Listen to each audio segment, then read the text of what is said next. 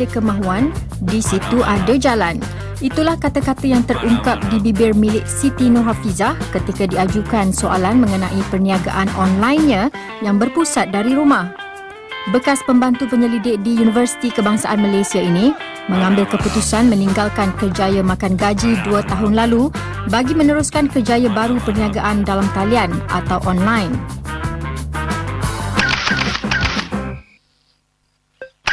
Saya mula start buat dia dari start 15 Jun 2007. Bermula dengan 2-3 jenis produk lah. Sebab saya pun masa tu baru nak cuba-cuba. Percaya atau tidak, bermodalkan RM100 sahaja, Siti memulakan perniagaan menjual barangan bayi melalui internet. Ini kerana Siti tidak perlu menyimpan stok sebenar bagi setiap barangan yang dipaparkan dalam laman webnya. Apa yang penting, Siti mempunyai hubungan niaga yang baik dengan setiap pembekal bagi produk yang ditawarkannya.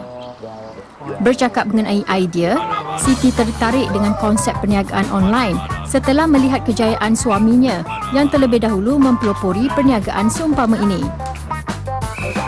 Barang-barang ni actually saya dapat dari pelbagai sumber lah.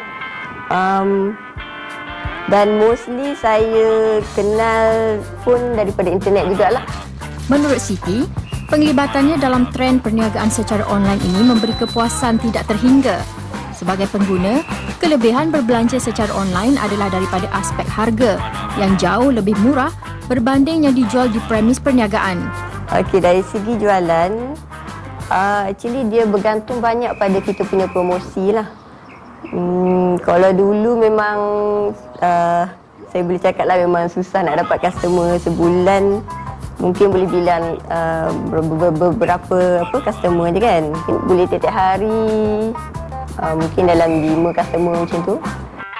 Berpusat 100% dari rumah, Siti menawarkan produk keperluan untuk ibu selepas bersalin dan bayi seperti barut, bengkung, pakaian kanak-kanak dan banyak lagi.